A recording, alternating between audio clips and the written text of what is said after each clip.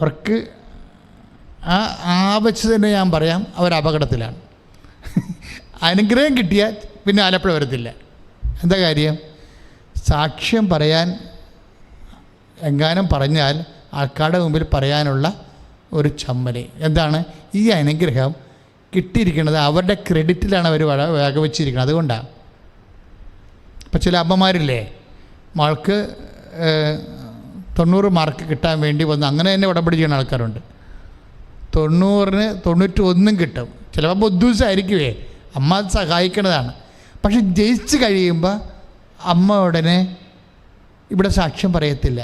പക്ഷേ അവരുടെ പള്ളികളിലൊക്കെ നടന്ന് അവരുടെ ഇടവക പള്ളിയിലൊക്കെ നാത്തൂനോടും ആൻറ്റിയോടും അനിയത്തിയോടും ഒക്കെ പറയും. എന്താണ്? പിന്നെ വെറുതെ അല്ല 91 മാർക്ക് കിട്ടിയത്, ഞാൻ അവളുടെ കൂടെ കണ്ണിൽ ഈർക്കലും വെച്ച് കട്ടൻ ചായം കുടിച്ച് കുത്തിയിരുന്നിട്ടാണ്. എങ്ങനെയുണ്ട് പരിപാടി? മാതാവ് ഞൊട്ടി ഇല്ലേ? ഇതാണ് സംഭവം.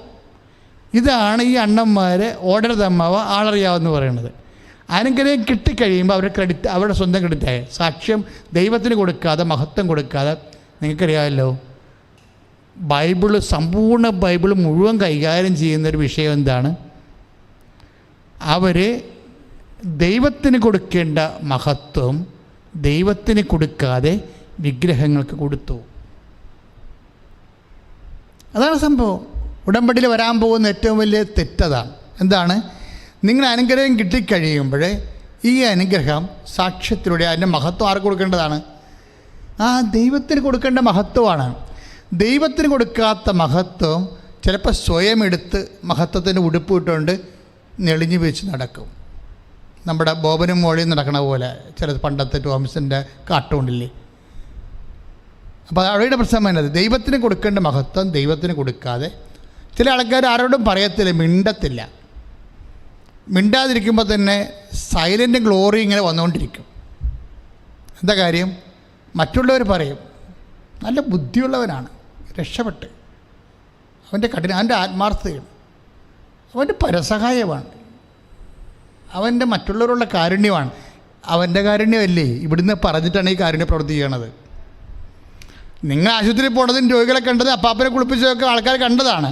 നിങ്ങളുടെ കാര്യം നടന്നു കഴിയുമ്പോൾ ഈ ഉടമ്പടി എടുത്തായിട്ട് അവർ നാട്ടുകാർക്ക് അറിയത്തില്ലല്ലേ, നിങ്ങൾക്കല്ലേ അറിയാൻ പാടുള്ളൂ.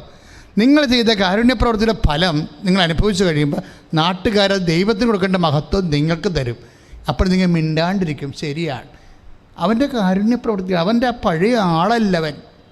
അവനിപ്പോൾ ആകപ്പാട് മാറി, വഴിയില്ല, കുടിയില്ല, അവനിപ്പോൾ രക്ഷപ്പെട്ട്. അവനെന്താണ്? അവൻ ഇന്നാളും കുറേ പത്രം കൊണ്ടൊക്കെ വിതരണം ചെയ്ത് പ്രേക്ഷിത പ്രവർത്തനം ചെയ്ത് അവനത് കൊണ്ടുപോയി ആശുപത്രിയിൽ പോയി രോഗികൾക്ക് ഭക്ഷണം കൊടുത്ത് അങ്ങനെ ആളങ്ങനെ മാറിപ്പോയി. ഇത് നീ കേൾക്കുന്നുണ്ട്. നിനക്ക് ജോലി കിട്ടിയതിൻ്റെ വകുപ്പാണ് പറയണത്. ക്രെഡിറ്റ് ആർക്ക് കിട്ടി? നിനക്ക് നാട്ടുകാർ തന്നപ്പോഴും നീ മിണ്ടിയില്ല. അതായത് മൗനമായിട്ട് മഹത്വമാണ് ചെയ്യുന്ന ആൾക്കാർ. ഉടമ്പടിയുടെ ഒരു പ്രത്യേക വർഗം ജീവികളാണ് മൗനമഹത്വക്കാർ. കാര്യം അവർ ദൈവത്തിന് കൊടുക്കേണ്ട മഹത്വം സ്വയം നാട്ടുകാരൻ നിനക്ക് തന്നിട്ടും നീ ദൈവത്തെക്കുറിച്ച് നീ മിണ്ടിയില്ല. അപ്പോൾ ദൈവത്തെക്കുറിച്ച് മിണ്ടാതിരിക്കുമ്പോൾ സ്വാഭാവികമായി കുറച്ച് കഴിയുമ്പോൾ ഇതെല്ലാം ഓൺ ഔട്ടായി പോകും. കാര്യം ഇത് നമ്മളെ മഹത്വം എന്ന് പറയുന്നത് ഗ്യാരണ്ടിയാണ്. നമ്മൾ കമ്പ്യൂട്ടറിലേക്ക് നമ്മളൊരു സാധനം അടിച്ച് കയറ്റണം എന്ന് വിചാരിച്ചോ, വെറുതെ ഇങ്ങനെ അടിച്ച് കയറ്റിക്കൊണ്ടൊരു കാര്യമില്ല. സേവ് ചെയ്യണം. സേവ് ചെയ്താൽ പിന്നെ നമുക്ക് കമ്പ്യൂട്ടറിൽ നിന്നൊക്കെ ആ ഫയൽ എടുക്കാൻ പറ്റത്തില്ല. ഇതുപോലെ നിനക്ക് കിട്ടിയ അനുഗ്രഹത്തെ നീ കർത്താവിനെ മഹത്വപ്പെടുത്തി കഴിയുമ്പോൾ അത് സേവായി, ഗ്യാരണ്ടിയായി. അനുഗ്രഹത്തെ ഗ്യാരണ്ടി ചെയ്യണത് അനുഗ്രഹത്തെ ഏറ്റുപറഞ്ഞുകൊണ്ടാണ്. പ്രാർത്ഥിക്കുക, കർത്താവായ ദൈവമേ, എനിക്ക് കിട്ടിയ മുഴുവനും സാക്ഷ്യങ്ങള്, അനുഗ്രഹങ്ങള് അങ്ങയുടേതാണെന്ന് ഏറ്റുപറയാനുള്ള വിനയവും കൃപയും എനിക്ക് നൽകണമേ. ശ്രുതികട ഹല്ലേലൂയ.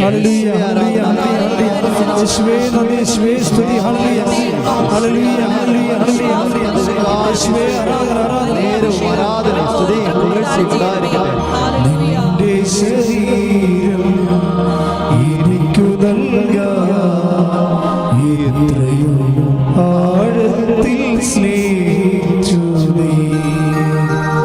നിന്റെ ശരീരം എനിക്കു നൽകാൻ എത്രയോ ആഴത്തിൽ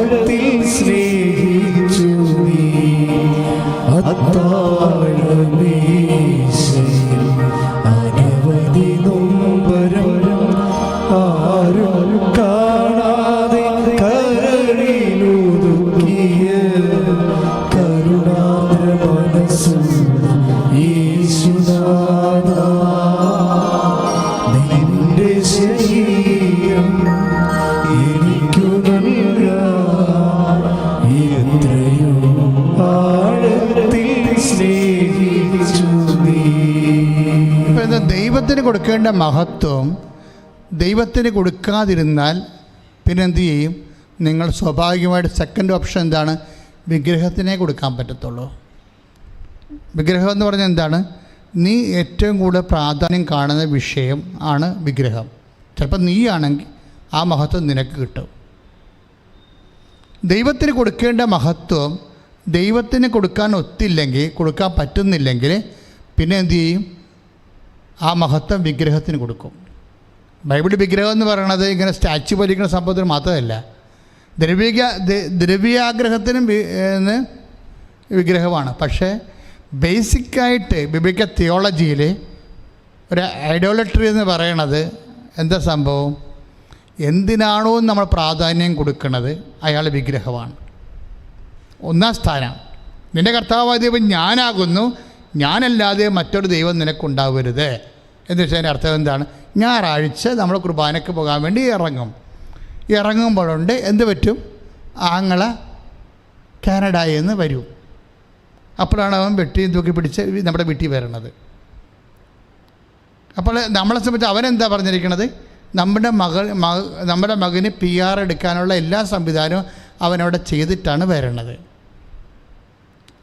അപ്പോൾ നമ്മളെ സംബന്ധിച്ചിടത്തോളം അയ്യോ നീ ഒന്ന് പറഞ്ഞുകൊണ്ട് വരാൻ പാടില്ല എന്ന് പറഞ്ഞ് അപ്പം തന്നെ സാരി കഴിച്ചിട്ട് അവന് വേണ്ടി കോഴിയുടെ തല വെട്ടണ പരിപാടിക്കാണ് വിഗ്രഹം എന്ന് പറയണത്.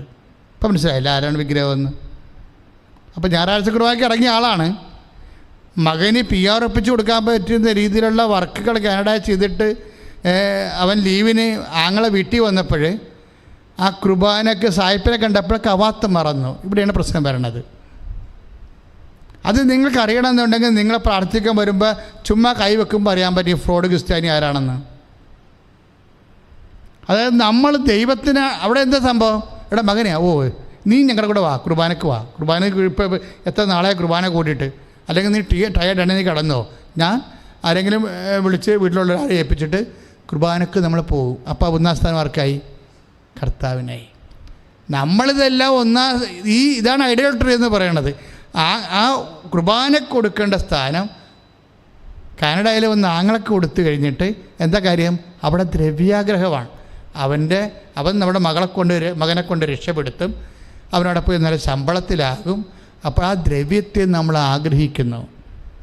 അതാണ് ബൈബിളിൽ പറയണത് ദ്രവ്യാഗ്രഹമാണെന്ന്. വിഗ്രഹാരാധന തന്നെയായ ദ്രവ്യാഗ്രഹം. യാക്കോബ് പറയണില്ലേ, വിഗ്രഹാരാധന തന്നെയായ ദ്രവ്യാഗ്രഹം. അപ്പോൾ ഒരു വിഷയത്തിന് ദൈവത്തിന് കൊടുക്കേണ്ട പ്രാധാന്യം ദൈവത്തിനല്ലാതെ വ്യക്തികൾക്കോ വിഷയത്തിനോ കിട്ടിയാൽ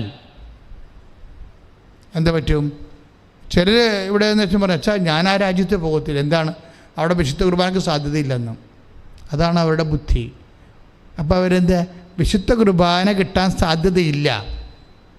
നമ്മുടെ ഇന്ത്യയിലെ ഒരു മേഘാലയയിൽ എങ്ങോട്ടോ ഒരു സ്ഥലത്തേക്ക് പോകാൻ നേരത്തെ കൗൺസിൽ ചെയ്തപ്പോൾ പറഞ്ഞ്, അച്ഛാ എനിക്ക് മേഘാലയ ജോലി കിട്ടിയിട്ടുണ്ട്.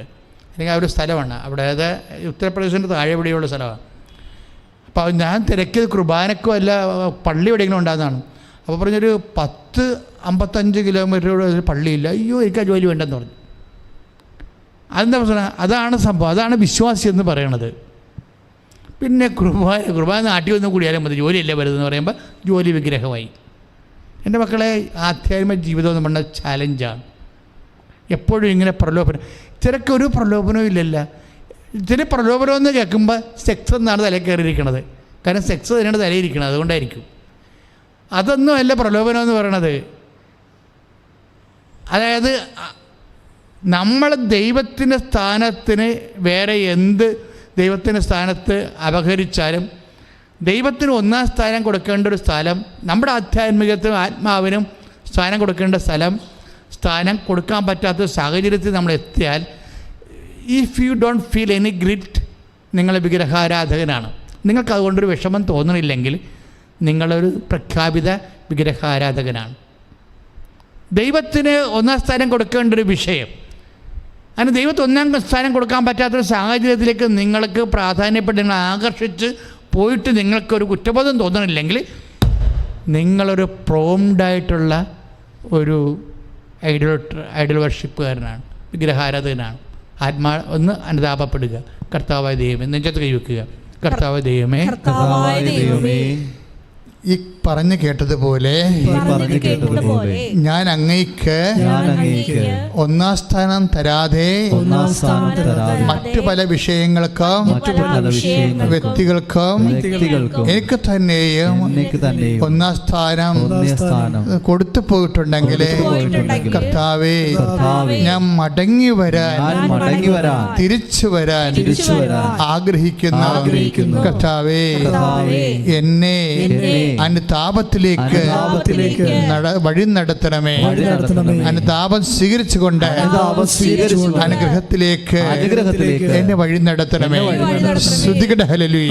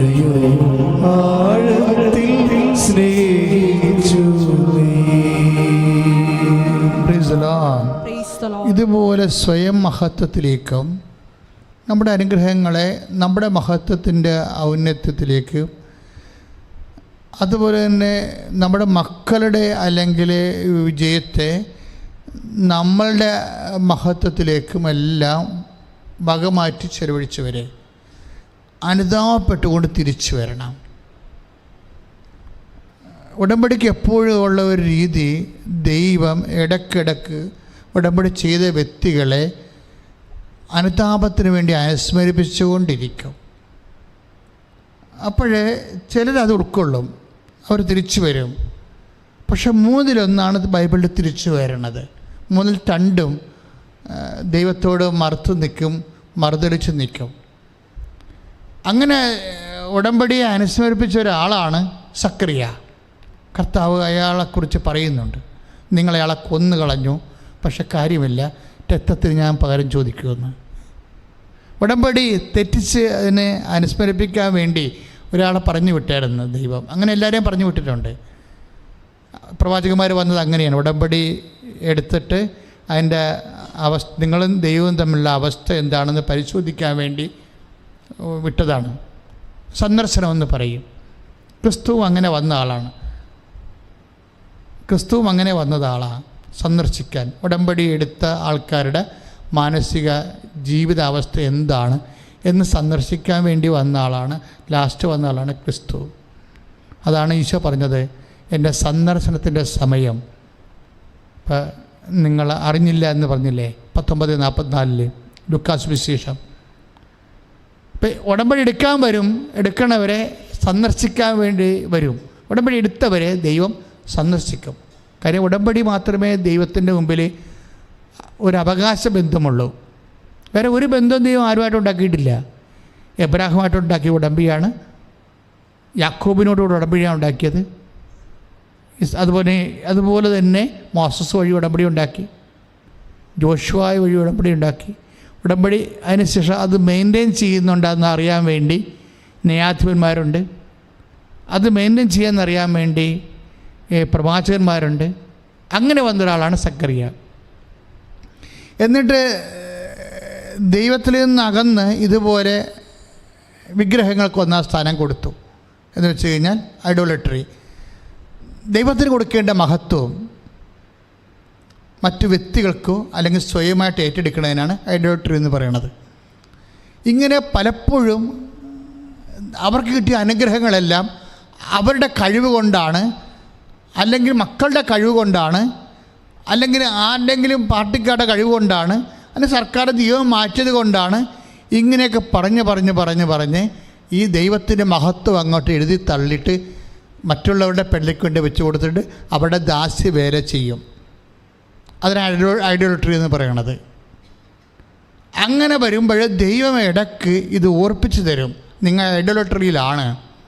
അങ്ങനെ ആരെങ്കിലും ഓർപ്പിക്കാൻ വന്നാൽ ഇസ്രായേൽ ജനം അനുദപിച്ചിട്ട് അവർ ചാക്കൊടുത്ത് ചാരം പൂശിയിട്ട് ആ ഉടമ്പടിയോട് അനുരഞ്ജനപ്പെട്ടുകൊണ്ട് വീണ്ടും ഉടമ്പടി പുതുക്കുവർ. ചിലർ ഓർപ്പിക്കാൻ വന്നവരെ കൊന്നുകളയും. അങ്ങനെ ഒരാൾ കൊല്ലപ്പെട്ട ആളാണ് സക്കറിയ പ്രവാചകൻ. 2 ദിനവൃത്താന്തത്തിൻ്റെ പുസ്തകത്തിലെ 24-ാം അധ്യായം 18-ാം വാക്യത്തിൽ സക്കറിയയെക്കുറിച്ച് പറയുന്നുണ്ട്. 2 ദിനവൃത്താന്തം 24-ാം അധ്യായം 18-ാമത്തെ വാക്യം. സക്കറിയ ഉടമ്പടി ഓർപ്പിക്കാമെന്നാണ്. പക്ഷെ സക്കറിയയെ അവർ കല്ലെറിഞ്ഞ് കൊന്നു കളഞ്ഞു. പക്ഷേ എല്ലാവരും വിചാരിച്ച് സക്കറിയ അടക്കി കഴിഞ്ഞപ്പോൾ എല്ലാം തീർന്നില്ല എന്ന്.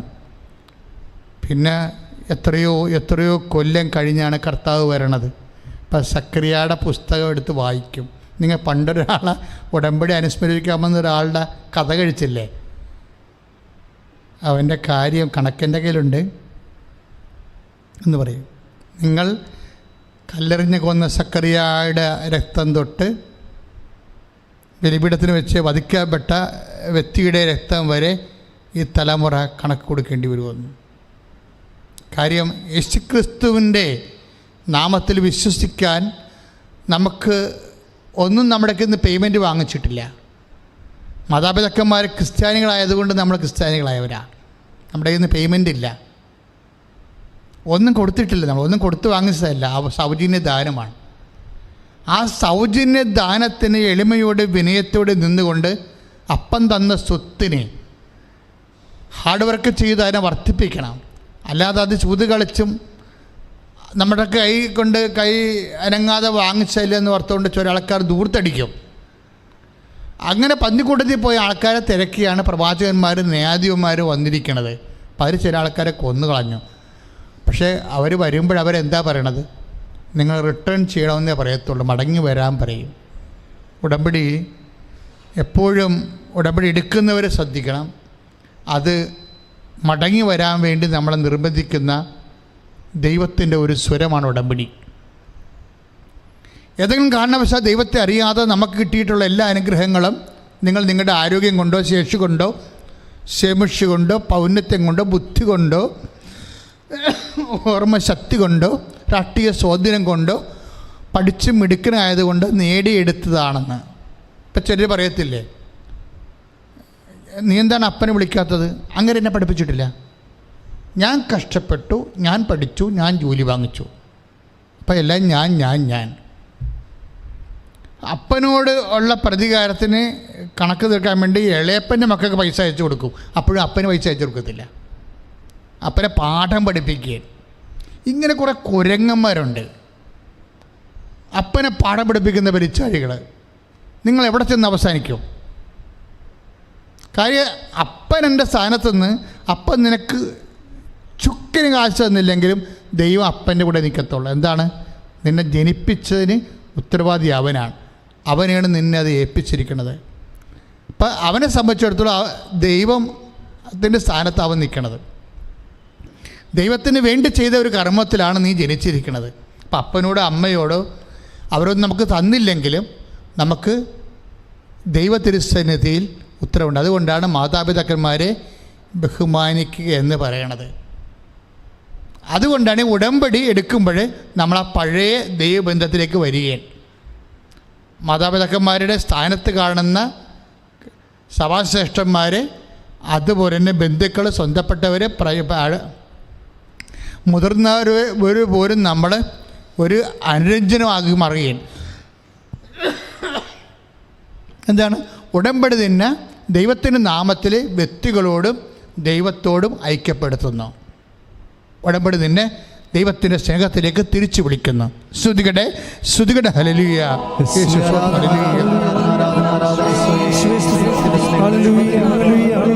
വലിയ പദ്ധതി ഓർത്ത് നന്ദി പറയുന്നു.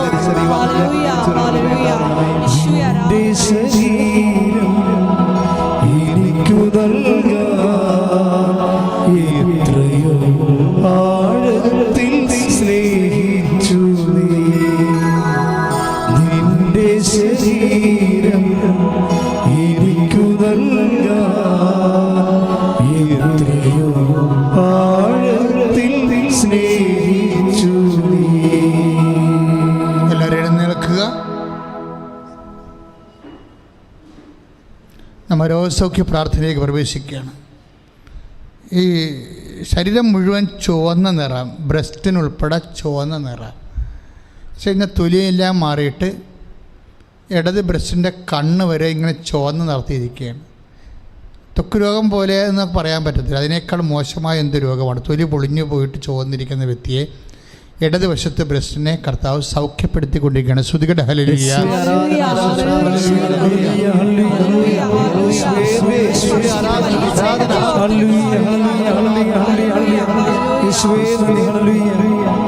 നിന്റെ ശരീരം എനിക്കു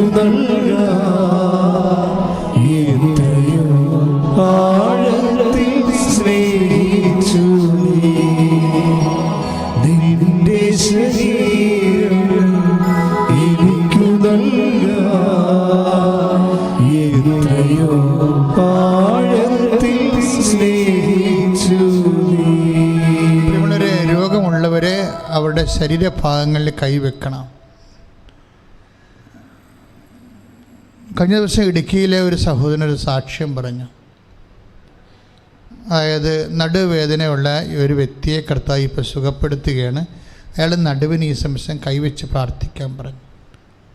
അത് ഇതുപോലുള്ള ആരാധന സമയമാണ്. അയാൾ ഡേറ്റ് വരെ പറയുന്നു. കഴിഞ്ഞ ദിവസം സാക്ഷ്യം പറഞ്ഞപ്പോൾ അയാൾ ഡേറ്റ് പറഞ്ഞിട്ടുണ്ട്. 2020 സംഭവിച്ച ഓൺലൈൻ പ്രാർത്ഥനയിലെ ഒരു സാക്ഷ്യമാണ്. ഇപ്പോൾ വർഷങ്ങൾ പഴക്കമുള്ള ആ നടുവിൻ്റെ രോഗവും അസ്ഥിയുടെ ചിഹ്നവും എല്ലാം ആ നിമിഷം അങ്ങ് സുഖപ്പെടുത്തുകയാണ്. ഇങ്ങനെ കുറേ സാക്ഷ്യങ്ങൾ ഇപ്പോൾ വന്നിട്ടുണ്ട്.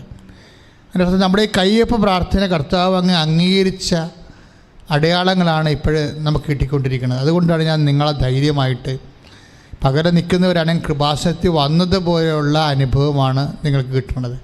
നിങ്ങളുടെ ഉദരരോഗമുള്ള ഒരു ഉദരത്തിൽ കൈവെക്കണം. കണ്ണിന് കരികരിപ്പും കാഴ്ചയും തിമിരവും ഒക്കെ ഉള്ള കട്രാക്സ് ആയിട്ടുള്ള ആൾക്കാരെല്ലാം കണ്ണിൽ കൈവെക്കണം. ചെവിപ്പഴുപ്പുള്ളവരെ ചെവിയിൽ കൈവച്ച് പ്രാർത്ഥിക്കണം.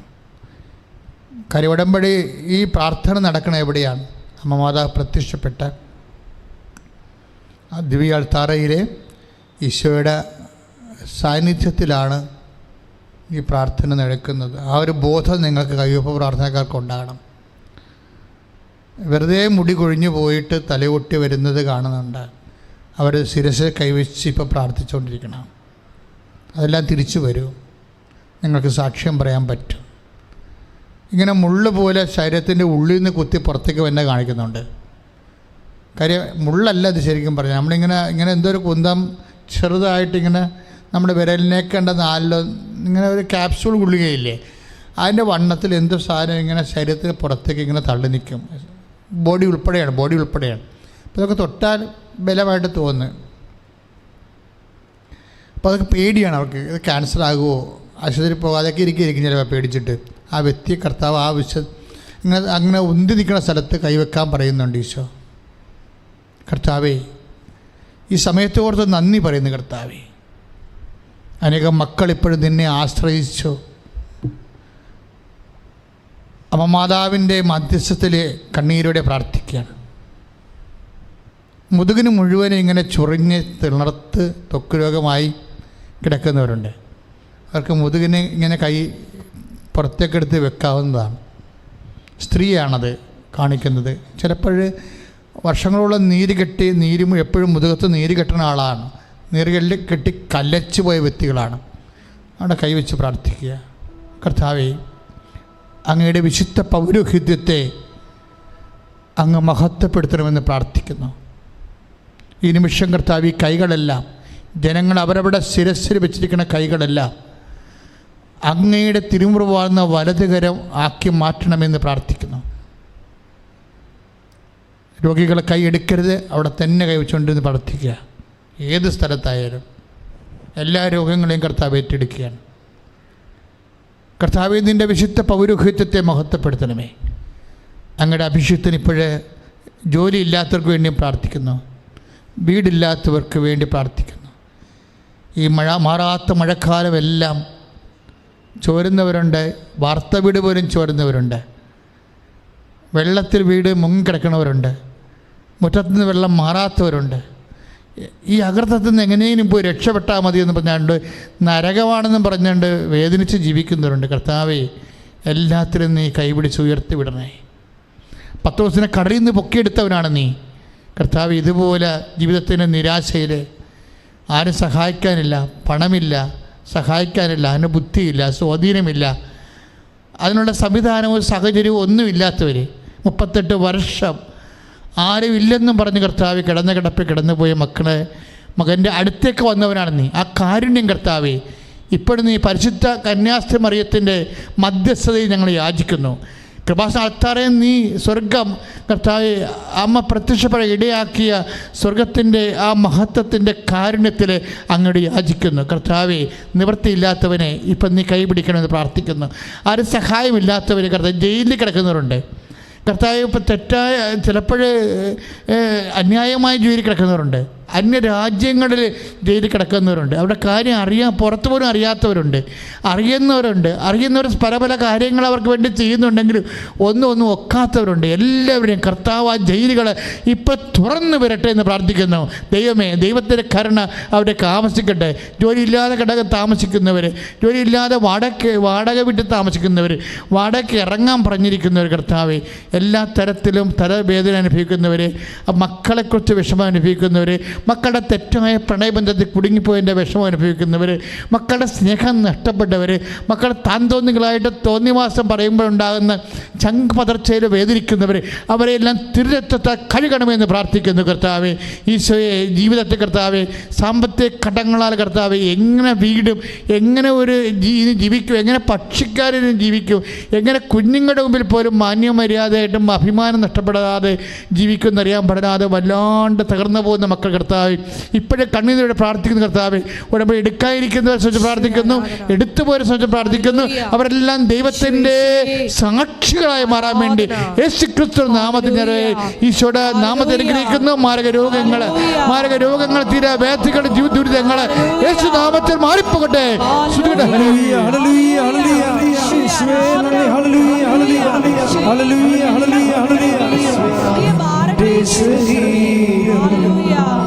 എനിക്കു നൽകാ എത്രയോ ആഴത്തിൽ സ്നേഹിച്ചു നിന്റെ ശരീരം